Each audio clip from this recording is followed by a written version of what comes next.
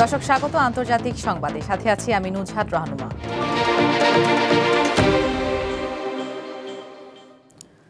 ফিলিস্তিনের গাজায় গণহত্যার অভিযোগে ইসরায়েলের প্রধানমন্ত্রী বেনিয়ামিন নেতানিয়াহু ও দেশটির জ্যেষ্ঠ সরকারি কর্মকর্তার বিরুদ্ধে গ্রেপ্তারি পরোয়ানা জারি করেছে তুরস্ক। শুক্রবার ইস্তাম্বুলের প্রসিকিউটরের অফিস থেকে এক বিবৃতিতে বলা হয়, গ্রেপ্তারি পরোয়ানার তালিকাভুক্ত ৩৭ জনের মধ্যে রয়েছেন ইসরায়েলের প্রতিরক্ষামন্ত্রী ইসরায়েল কাটজ, জাতীয় নিরাপত্তা মন্ত্রী ইতামার বেন গভির ও সেনাপ্রধান লেফটেন্যান্ট জেনারেল ইয়াল জামির। গাজায় ২০২৩ সালের অক্টোবর থেকে ইসরায়েলের যুদ্ধকে গণহত্যা ও মানবতা বিরোধী অপরাধ বলে অভিযোগ করেছে তুরস্ক। এছাড়াও গাজায় তুরস্ক নির্মিত তুর্কি ফিলিস্তিনি ফ্রেন্ডশিপ হাসপাতাল ইসরায়েল গত মার্চে বোমা ফেলে ধ্বংস করেছে বলে জানিয়েছে তারা। গ্রেপ্তারি পরোয়ানা জারির প্রতিক্রিয়ায় একে প্রচারমূলক নাটক বলে অভিহিত করেছে ইসরায়েল। অন্যদিকে ফিলিস্তিনের সশস্ত্র গোষ্ঠী হামাস তুরস্কের এই পদক্ষেপকে স্বাগত জানিয়েছে। গাজায় যুক্তরাষ্ট্রের নেতৃত্বে গঠিত আন্তর্জাতিক বাহিনী খুব শিগগিরই মোতায়েন করা হবে বলে জানিয়েছেন মার্কিন প্রেসিডেন্ট ডোনাল্ড ট্রাম্প। শুক্রবার আনাদোলু এজেন্সির এক প্রতিবেদনে এই তথ্য জানানো হয়েছে। ট্রাম্প বলেন, গাজায় যুক্তরাষ্ট্র মিত্রদের সঙ্গে ঘনিষ্ঠভাবে কাজ করছে। একই সঙ্গে তিনি বর্তমানে কার্যকর থাকা যুদ্ধবিরতির প্রশংসা করেছেন। তিনি জানান, কাজাখস্তান ইসরায়েল এবং মুসলিম সংখ্যাগরিষ্ঠ দেশগুলোর মধ্যে স্বাক্ষরিত আব্রাহাম চুক্তিতে যোগ দিতে যাচ্ছে। তিনি আশা প্রকাশ করেন, অন্যান্য মধ্য এশীয় দেশও এই প্রক্রিয়ায় যোগ দিয়ে শান্তি উদ্যোগে নতুন গতি আনবে। এদিকে যুদ্ধবিরতির মধ্যেই শুক্রবার ইসরায়েলি সেনাবাহিনী পশ্চিম তীরের অধিকৃত জুদেইরা গ্রামে পেট্রোল বোমা নিক্ষেপের অভিযোগে ২ সন্দেহভাজন কিশোরকে হত্যা করেছে। সিরিয়ার প্রেসিডেন্ট আহমেদ আল শারার ওপর থেকে নিষেধাজ্ঞা প্রত্যাহার করেছে যুক্তরাষ্ট্র ও যুক্তরাজ্য। জাতিসংঘ নিরাপত্তা পরিষদ বৃহস্পতিবার একই পদক্ষেপ নেওয়ার পর শুক্রবার এই সিদ্ধান্ত জানায় ওয়াশিংটন ও লন্ডন। এছাড়া শিগগিরই নিষেধাজ্ঞা প্রত্যাহারের ঘোষণা দিয়েছে ইউরোপীয় ইউনিয়ন। মার্কিন পররাষ্ট্র মন্ত্রণালয়ের এক বিবৃতিতে বলা হয়, সিরিয়ার সঙ্গে মাদক বিরোধী অভিযান, রাসায়নিক অস্ত্র নির্মূল ও আঞ্চলিক নিরাপত্তা জোরদারে কাজ করতে এবং সাবেক প্রেসিডেন্ট বাশার আল আসাদের পর বর্তমান সরকারের অগ্রগতি বিবেচনায় এই পদক্ষেপ নেওয়া হয়েছে। আল শারার পাশাপাশি দেশটির স্বরাষ্ট্রমন্ত্রী আনাস খাত্তাবের ওপর থেকেও নিষেধাজ্ঞা তুলে নিয়েছে ওয়াশিংটন ও লন্ডন। দুজনই এতদিন আইএস ও আল কায়দার সংশ্লিষ্টতার অভিযোগে আর্থিক নিষেধাজ্ঞার আওতায় ছিলেন। নিউ ইয়র্ক সিটির নবনির্বাচিত মেয়র জোহরান মামদানি শুক্রবার যুক্তরাষ্ট্রের অধীনস্থ ক্যারিবিয়ান দ্বীপ পুয়ের্তো রিকোতে জুমার নামাজ আদায় করেছেন। তিনি রাজধানী সান জোয়ানের একটি মসজিদে গিয়ে নামাজে অংশ নেন। মসজিদে উপস্থিত মুসল্লিরা তাকে উচ্ছ্বাসের সঙ্গে স্বাগত জানান। খুতবার পর ৩৪ বছর বয়সী এই নেতা সাধারণ মুসল্লিদের সঙ্গে নামাজ পড়েন। নামাজ শেষে তাকে মানুষের মাঝে খাবার বিতরণ করতেও দেখা গেছে। জোহরান মামদানি নিউ ইয়র্ক সিটির মেয়র নির্বাচনে ঐতিহাসিক জয় পান। তিনি সাবেক গভর্নর অ্যান্ড্রু কুমো ও রিপাবলিকান কার্টিস লিওয়াকে পরাজিত করে মেয়র নির্বাচিত হন। এই নির্বাচনে ২ মিলিয়নেরও বেশি ভোট পড়ে, যা শহরের সর্বোচ্চ রেকর্ড। যুক্তরাষ্ট্রে বসবাসের জন্য ভিসা প্রার্থীদের মধ্যে যাদের ডায়াবেটিস বা স্থূলতার মতো স্বাস্থ্য সমস্যা রয়েছে, তাদের আবেদন বাতিল হতে পারে এমন একটি নির্দেশনা জারি করেছে ডোনাল্ড ট্রাম্প প্রশাসন। বৃহস্পতিবার মার্কিন পররাষ্ট্র দপ্তর নতুন এই নির্দেশিকা জারি করেছে।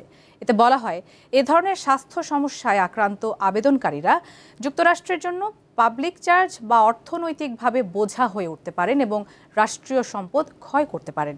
তাই যুক্তরাষ্ট্রে আসার আগে এসব বিষয় যাচাই করতে হবে। এই নির্দেশনা মার্কিন দূতাবাস ও কনস্যুলেটগুলোতে নোটিশ আকারে পাঠানো হয়েছে। এর আগে মার্কিন ভিসা প্রক্রিয়ায় সংক্রামক রোগ, টিকাদানের ইতিহাস, মানসিক অবস্থা ও শারীরিক সুস্থতার মতো বিষয়গুলো বিবেচনায় নেওয়া হতো। তবে নতুন এই নীতিমালায় আরও কিছু স্বাস্থ্য সমস্যা যোগ করা হয়েছে। চীনের নৌবাহিনীতে আনুষ্ঠানিকভাবে যুক্ত হয়েছে সর্বাধুনিক বিমানবাহী রণতরী ফুজিয়ান। এটি দেশটির ৩য় বিমানবাহী রণতরী, যা প্রযুক্তিগতভাবে সবচেয়ে উন্নত। চীনের রাষ্ট্রীয় সংবাদ মাধ্যম বলছে, ফুজিয়ানে যুদ্ধবিমানগুলোতে উচ্চ গতি দিতে বিশেষ ব্যবস্থা রাখা হয়েছে। বর্তমানে চীনা নৌবাহিনীর জাহাজ সংখ্যা বিশ্বের সবচেয়ে বেশি। এই রণতরী একই সঙ্গে ৩ ধরনের যুদ্ধবিমান উড্ডয়নের সক্ষমতা রাখে। এছাড়া ফুজিয়ান রণতরী পুরোটাই চীনে তৈরি করা হয়েছে। মালদ্বীপ নতুন তামাক বিরোধী আইন কার্যকর করেছে, যার মাধ্যমে দেশটিতে ২০০৬ সালের পর জন্ম নেওয়া যে কারোর জন্য ধূমপান সম্পূর্ণভাবে নিষিদ্ধ করা হয়েছে। নতুন আইন অনুযায়ী ২০০৭ সালের ১ জানুয়ারি বা এর পর জন্মগ্রহণকারী কোনো ব্যক্তি মালদ্বীপে তামাকজাত দ্রব্য ব্যবহার, ক্রয় বা বিক্রয় করতে পারবে না। এই নিয়ম কেবল মালদ্বীপের নাগরিকদের জন্যই নয়, বরং বিদেশি পর্যটক ও দর্শনার্থীদের ক্ষেত্রেও প্রযোজ্য হবে। আইন অনুযায়ী তামাক বিক্রির আগে বিক্রেতাদের ক্রেতার বয়স ও জন্ম তারিখ যাচাই করতে হবে। নিয়ম ভঙ্গ করলেই বিক্রেতাদের জরিমানা ও শাস্তির মুখোমুখি হতে হবে। এই নতুন আইনের অংশ হিসেবে সরকার সিগারেট ও ভেপিং ডিভাইসের ওপরও কঠোর বিধিনিষেধ আরোপ করেছে। তরুণদের মধ্যে এসব ডিভাইসের ক্রমবর্ধমান ব্যবহার রোধ ও নিকোটিন আসক্তি কমানোই এ পদক্ষেপের মূল লক্ষ্য। দক্ষিণ ভিয়েতনামের ক্যান থো শহরে ঐতিহ্যবাহী নৌকা বাইচ প্রতিযোগিতা উপভোগ করতে জড়ো হন হাজারো মানুষ। দেশটির মাসপেরো নদীতে এই প্রতিযোগিতাটি হয়ে থাকে, যা খামের সম্প্রদায়ের চাঁদ পূজা উৎসব উদযাপনের একটি অংশ হিসেবেও পরিচিত। নৌকা বাইচের এই রঙিন উৎসব দেখতে মানুষের ভিড়। এটি দক্ষিণ ভিয়েতনামের ক্যান থো শহরের চিত্র। মাসপেরো নদীতে প্রতি বছর আয়োজন করা হয় এই উৎসবের। রোদের আলোয় ঝলমল করছেন রঙিন পতাকা আর নৌকার ঝলক। দেশটির খামের সম্প্রদায়ের চাঁদ পূজা উৎসব উপলক্ষে এই প্রতিযোগিতার আয়োজন করা হয়। উৎসব মুখর পরিবেশে দিনটি পালন করে খাম সম্প্রদায়ের লোক। রঙিন পোশাকে প্রতিযোগীরা লম্বা সরু নৌকাগুলিতে বসে ছন্দ মিলিয়ে বৈঠা চালায়। দর্শকের চিৎকার ও উত্তেজনায় আরও মনোমুগ্ধ হয়ে ওঠে চারপাশ। রাস্তাগুলো সেজে ওঠে উৎসবের সাজে। রাস্তার পাশে থাকা দোকানগুলোতে খামের হস্তশিল্প, মুখরোচক খাবার সহ নানা রঙের সামগ্রী বিক্রি হয়।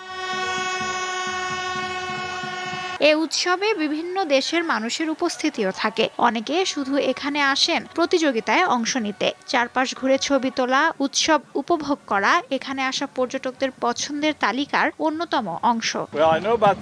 আমি এ ধরনের প্রতিযোগিতা সম্পর্কে জানি। ভিয়েতনামেও এমন উৎসবের খবর জেনে দেখতে এসেছি। এখন চারপাশে ঘুরে ছবি তুলব। এবছর নৌকা বাইচে অংশ নেন মেকং ডেল্টা অঞ্চলের 61টি দল। পুরুষদের 1200 মিটার আর মহিলাদের জন্য 1000 মিটার প্রতিযোগিতার আয়োজন করা হয়। প্রতিটি নৌকা রঙিন দেবতার প্রতীক ও অলংকার দিয়ে সাজানো। উৎসবটি বর্ষা ঋতুর সমাপ্তি ও ধান কাটার মৌসুম হিসেবেও চিহ্নিত করে থাকেন স্থানীয়রা। স্থানীয় মন্দির ও বৌদ্ধ সম্প্রদায়ের আর্থিক সামর্থ্যের উপর নির্ভর করে। প্রতিযোগিতার প্রস্তুতির সময় 2-3 মাস পর্যন্ত হতে পারে। যেসব মন্দিরের আর্থিক অবস্থা দুর্বল, তারা সাধারণত 15 দিন থেকে 1 মাসের মধ্যেই প্রস্তুতি শেষ করে। চাঁদের আলো, ঢাকের তালে নদীর জলে ভেসে বেড়ানো লম্বা সরু নৌকা ভিয়েতনামের এক জীবন্ত ঐতিহ্যের গল্প হিসেবে পরিচিত। লুৎফা ফৌজিয়া, দীপ্ত বার্তাকক্ষ। দর্শক, এই ছিল দীপ্ত আন্তর্জাতিক সংবাদে। আমাদের পরবর্তী সংবাদ বিকেল 5টায় দীপ্ত জেলা সংবাদ দেখার আমন্ত্রণ। এতক্ষণ সাথে থাকার জন্য সবাইকে ধন্যবাদ।